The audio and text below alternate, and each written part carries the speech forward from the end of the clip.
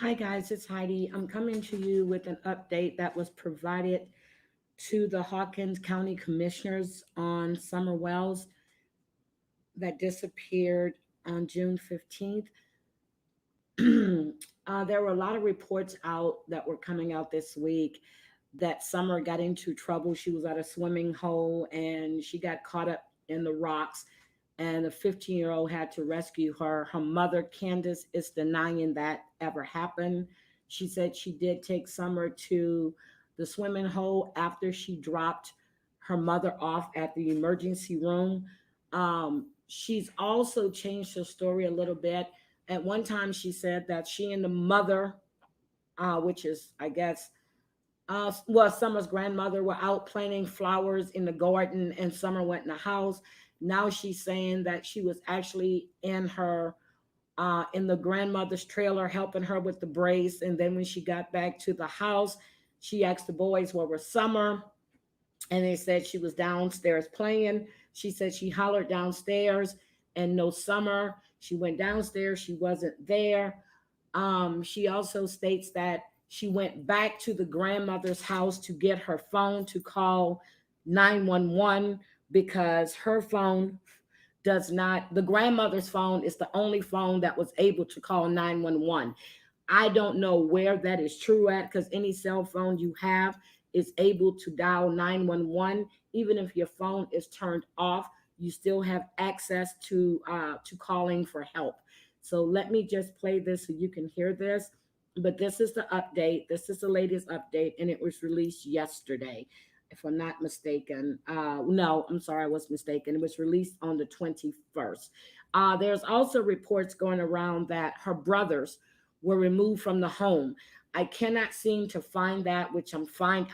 I've been checking and checking, but I can't seem to find it. So let's go ahead and listen to what the commissioners have to say. I'm sorry. This is a rescuer reporting to the Hawkins County Commissioners.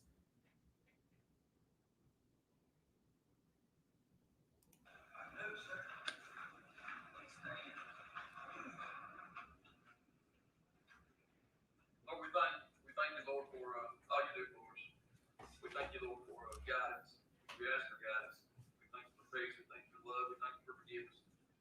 Lord, we ask you right now to keep your healing hands and your arms around Miss Summer wherever she's at, and not just her, Lord, but all the people this happens to way more often than ever should happen. But Lord, we ask you to wherever she's at, uh, lean down on her, Lord. Let her smile. Let her see a face, Lord. Let it be yours if nothing else. Uh, we ask you to be with us, go with us to this meeting. Again, we ask you for guidance, and we ask you for forgiveness where we forget to ask, where we forget to ask.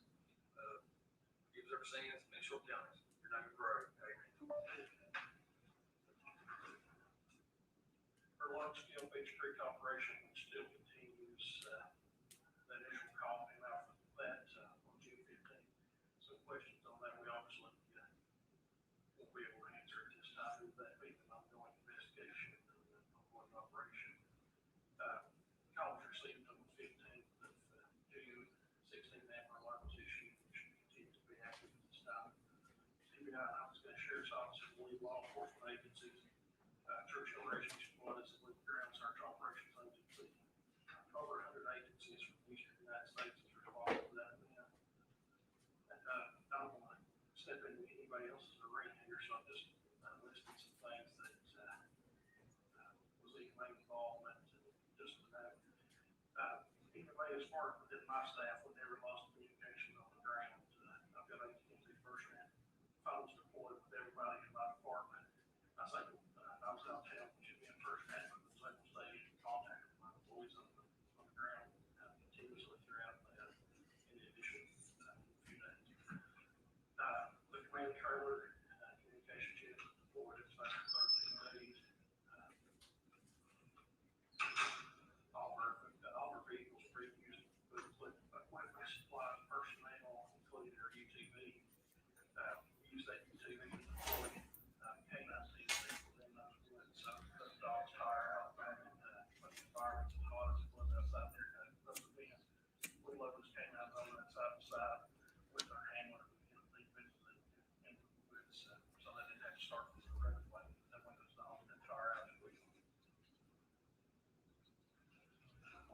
incident management team from the region. There we have a relay director and operations leader from the region was at that scene at some point. Those that weren't there were in phone contact with us, and for any reason for the search operation or daily operations, give them a call. I'm proud of how that went, how smoothly that went. District task force was deployed.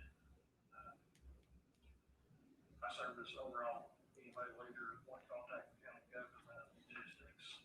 Caleb served as operation officer for the majority of the event. Randy was usually within logistics during that complete event. Just an interesting fact of how much an event like that costs and the resources that are required. That we used over 400 gallons of fuel just during that operation. That team was deployed for a day operation here and there.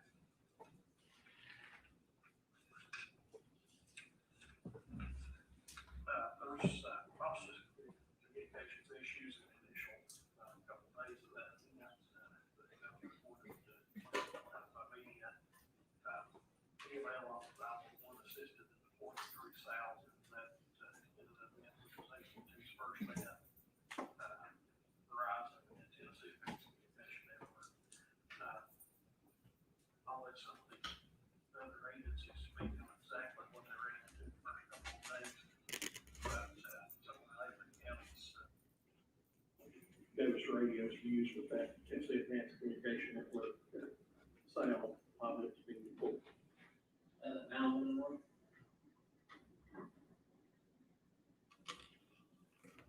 I'll be quick. We're continuing to work with the ad hoc committee on the possibility of a backup 911 center. The search in Beech Creek, we logged over 1,000 additional man hours with mobile communications trailer. That doesn't include the dispatchers that were actually at the district working. We determined once we arrived on scene there that communications was going to be a problem with the phones and the radios. The 911 district is a foundation agency with FirstNet, so we immediately requested that they deploy a site on wheels. They generally require about a 24-hour response time for that, and they were on scene within 12 hours of us requesting that. So that anybody that had AT&T service with FirstNet, they gave them service at the search site. Radios were also an issue. We tried to do some patching with Hawkins County Rescue Squad with their communications trailer and their event repeater, but that was on the same band, VHF, so we couldn't do that. It was causing some problems. So we requested that TAC and deploy a site on wheels as well, and they deployed that and actually put it in Beech Creek. Team of Sullivan County EMA provided us with a cache of approximately 50 radios to hand out to the responders that were on scene. If it hadn't been for them providing those radios, we would have been in a mess in Beech Creek. We would have had no communications with all these people. So if we get to the point of looking at purchasing radios, that's something that we need to look at, is having a cash on hand for events like this.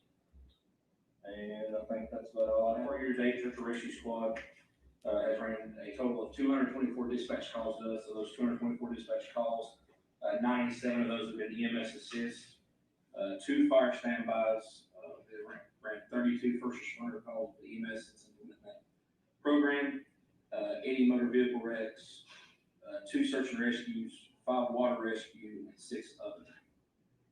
Of those, Guys, I just want you to know that the Amber Alert is still in full effect for Summerwells. years to date, we have walked 9,583 man hours and a total of 7,021 miles driven. Of those, obviously, a hot topic was the Summerwells search.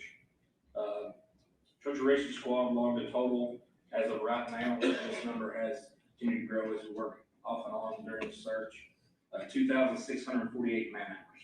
That was just our agency alone. If you put that in kind of perspective, not just the man hours, the national average for a volunteer badge is $28.54 per person per hour. So just our agency logged $75,573.92 worth of services. One call. 13 days, we provided $75,000 of services for free. At this search, we ended up receiving 120 different agencies, 1,194 ground searchers that did not include the command post, logistics, or law enforcement. We covered approximately 4.6 square miles and a little over 3,000 acres in the Beech Creek community from Ben Hill out. This occurred over 13 days. Just our agency alone, at this time I have actively 33 members on my roster. Of those 33, I have 25 actively involved in search operations. One thing I want to reiterate to this group, especially being the voice for all these agencies represented here and aren't able to be here. You guys should be proud of these agencies that you have in this county. For a few of the county commissioners, Mr. Roach, Hannah Weiniger, a few of them were able to stop by that I was able to see. I know there's several I wasn't able to see that stopped by. These agencies worked flawlessly. There was never a ill word. There was never an argument. We worked flawlessly for 13 days. It wasn't me. It wasn't Corey. It wasn't the sheriff. It wasn't TBI. It was us as a county.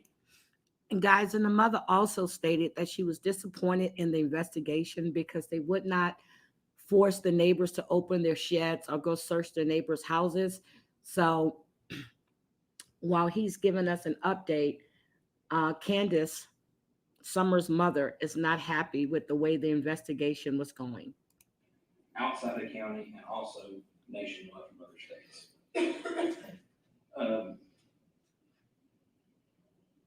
With including that, I personally want to express our gratitude for the businesses in our area, and outside our area, churches and other organizations, and also Hawkins County Rescue Squad for taking the lead on the logistics side of it. For 13 days, these searchers never had to wonder if they were going to have water, food. We had everything from socks, ibuprofen, sunscreen, bug spray, additional clothes, additional gear. We had everything that they would possibly need to make sure these guys stayed safe. And Hawkins County Rescue Squad took a large chunk of that responsibility and ran with it. Corey, Assistant Operations, Tim Lewis, and his wife Sandra. I kept telling Sandra she was a real MVP. She orchestrated every meal, food, supplies. I never want, she never, I never asked that question, never had to ask her anything. When I walked out of the command post, it was there. It was taken care of. But that was very beneficial. And of course, one thing that kind of Jamie hit on, and also Lynn, one thing this county really needs to do, Jamie in his office has put timeless hours into the radio system. If it wasn't for Hawkins County having their mobile event repeater and they were able to deploy there at the command post, we wouldn't have had radio communications hardly at all the first night. At one point, we were actually moving one of our rescue squad vehicles on Ben Hill, because at one point we'd have radio communication with Central Dispatch. At one point it would. They deployed that assisted greatly. Orchestrated right there close to the command post and on the Ben Hill Road, very spotty limited radio communication, with the assistance of, like Jamie stated, Sullivan. I'm really glad that he's pointed out the flaws that they encountered while this search was going on and while they were trying to get everything mobile to try to locate this young girl. We hear a lot about the Amber Alerts, and there's different criteria that every state uses. So I'm glad he's pointing out the issues they were having. So it's still not telling us, but he's just giving the commissioners the report on what they encountered and what they've done so far to trying to locate her. And it's over a month. What is it, 5 weeks now? So they still haven't located or got anywhere with it. I just noticed myself that the mother story keeps changing. The dad story is changing. And there are several interviews out there with this 15-year-old boy, and the mother completely says he's lying. There's a video on TikTok that shows supposedly, allegedly, the little girl in the water is Summer. The water only came up to her waist. There was no rocks where they were. So it's just a lot of information, and we just want to know where this little girl is. County, the state bringing in and attacking, Sal that was deployed there at the Joint Information Center where all the media was staged at. At that point, I believe we only had one or two areas that we had issues with radio communication, and it was as simple as those groups would literally step to the side, move a couple feet, up, down the hill somewhere, and the dispatchers then provided, we had radio communication with everybody. And I don't know what all everybody here's done as a career, but when I took my position as Church of Rescue Squad's captain, one of my main responsibilities is the safety of my people. I had no issue knowing that I knew not only my people, those 1,194 searchers that were there, law enforcement included, I knew where they were at, and I had accountability of them. The tagging system, that is something this county needs to look into. I understand there's a dollar sign there, but I do not believe any of you guys standing out here put a dollar sign on one person's safety, and what that one person's worth. If you've not been through Beech Creek and pulled off Beech Creek Road and pulled on the Ben Hill Road, Fields Road, Bell Road, any of those roads through there and start looking at terrain, one ill step, seriously injured a kid. We had 1,194 people searching that area. So, guys, I can't stress enough. I don't want to go to one of my members, I'm sure Hawkins County Sheriff's Department, Rescue Squad, EMS. You guys don't have to make that door knock on the phone going. Your child's father, mother, brother, sister, they're not coming home because of lack of communication and safety for these guys that are doing this as a volunteer for free. With that being said, I know there's been a large question on what type of detrimental effect financially did the summerwells search have on my agency. I can't say it had a detrimental effect. The simple fact is we won't end in the red. We'll continue to provide the service we provide. What this is going to do is it's going to take away from these members training, equipment, and also some of the critical infrastructure issues that we are having in our agency. A frontline rescue truck that had catastrophic engine failure, that's now having to be pushed back a little bit. Our parking lot, access and egress to the back part of our bays, and also the HVAC units. But I would like to say on that, with our frontline rescue truck, once again, Hawkins County did not that happen, provided our agency with the rescue truck. I continually tell the guys we're trying to work, we're trying to get to where you guys can have that back. I was told until I have that truck replaced, for sure, that truck's to stay in church. That alone will not be able to be repaid for them. And that is greatly appreciative of that agency. Yes, sir. Prior to this, when we had the communications meetings, Yes, sir. there was a gentleman here from Tiger. Yes, sir. And with the DMR, he stated that we had like 78% coverage. Mm-hmm. In his own words, he said if we added Titan, we would only get maybe 80%. That 80% kept my searchers out of state and the people here locally safe. I'll address that. That's all right, you can. Go ahead.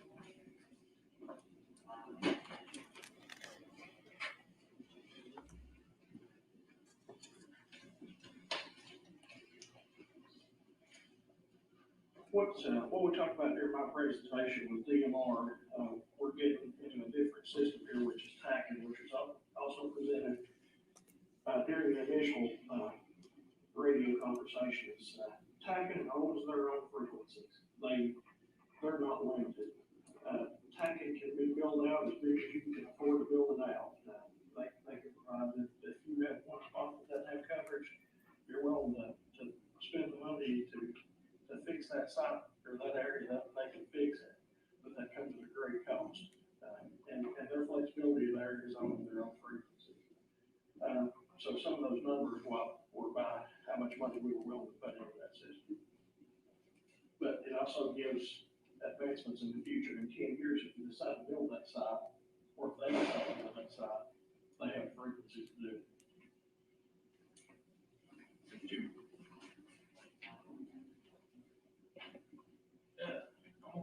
say, I really appreciate everything all that we has done. But, I mean, county commission, I mean, I feel like every time something happens, we start getting blamed for radio. And the way I look at it, we can't do nothing for radios until we see a resolution or something come in front of us to decide on what to do on the radio. And I mean, I don't know, how come we always get a finger pointed at us? I mean, we have done everything that we're supposed to do that we've seen in front of us so far. Absolutely, and I'm glad we're in that. Yeah. My statements that I made is pointing no blame. This is just providing you additional information that you guys don't see. I mean, like I said, in Beech Creek, I'm just providing you information saying, hey, this system works. There's no point in blame. This is additional information, reaching out. We can't do it on our own. We're trying to come to the commission to say, hey, help us. We're not pointing blame. I don't think any agency here would point a finger at any one of you guys or any one of them on every one of these seats would fit. This is just providing information to help you guys make the right decision for us. Yeah, well, I appreciate that statement. And, I mean, I've sat here and I've listened to part of it, but I mean, as a county commissioner myself, I mean, the issue at hand right now is summerwells. Absolutely. And nobody has given us an update on her since I've been here today. Absolutely. Would you like to do that, or? What update I can give you from speaking with local law enforcement, they wouldn't want to elaborate. My agency at Search Operations, we don't know more than we did on day 13 we scaled back operations, other than the fact that she is missing. And we are assisting local, state, federal resources and agencies to whatever they may need. We don't know. If I had information and I was able to tell you, I would tell you today. If I knew where she's at, she's done been back 13, June 15th. I mean, and that's the thing we keep getting is one updates. I mean, I have updated the media outlets locally, all the way to Nashville, all the way to New York, on the national news level. I have updated everybody to everything that I know. And like I said, I wish I could give you more. So that you asked how you guys can help us. One, continue support. I request and ask all these individuals here, and also the rest of the county commission, not only to visit my agency, go visit the rest of the agencies. See what stuff they have to provide. Go talk to them. Instead of us sitting here doing what we just done over issues, some people just can't get up in front of people and discuss an issue. Some people just don't have that ability. Go to where they're comfortable. Let's figure out where our weaknesses are, where we can become stronger all together. Okay, guys, so he went all the way through that, and then one of the commissioners asked, they're giving them the rundown on everything that they've done, but they hadn't received an update on summerwells. So the whole thing is they still don't know where this young girl is. Summer is 5 years old. She stands 4 foot tall. She weighs 40 pounds. I'm sorry. And if you keep looking at the interviews with the parents, and I keep watching that interview over and over again, I played it last week. I streamed it for you guys.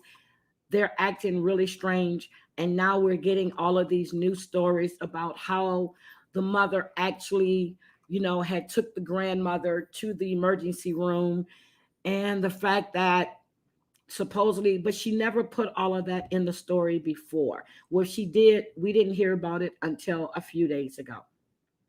So she went missing from her home on Ben Hill Road. It's in Beech Creek community, and it's near Sullivan County line. So they sit between Tennessee and I think Kentucky is what it was. Again, if there's any information that anybody may know, I know that I have people that watch or listen from all in those areas as well. Please call 1-800-TBI-FIND. Again, that number is 1-800-TBI-FIND. And let's see if we can find her. And like I said, the Amber Alert is still active. It's been active for 5 weeks now. So these agencies are working and working. There's search dogs out. There's a lot of wood surrounding her home, and this is a lot of man hours. And as you see, these rescuers are being, they have food, they have water, there's, as he said, they have socks and everything else. So they have about what I think I found, it said 1,194 ground volunteers that are still searching, and they're still trying to locate her. So guys, I just wanted to bring you that to let you know that they're still doing their best to find Summer Wells. And so far there is no news, no nothing, except for the efforts of what they're doing. Thank you guys. I'm going to see you later on this evening. I'm going to be covering Love After Lockup. I will be on at 9:40. So if you guys watch it, please watch it when it's on. It's going to run for like an hour and 10 minutes, and I'll be on like 20 minutes after the show goes off. So I'll see you guys then. Have a blessed, prosperous, and safe day. Bye.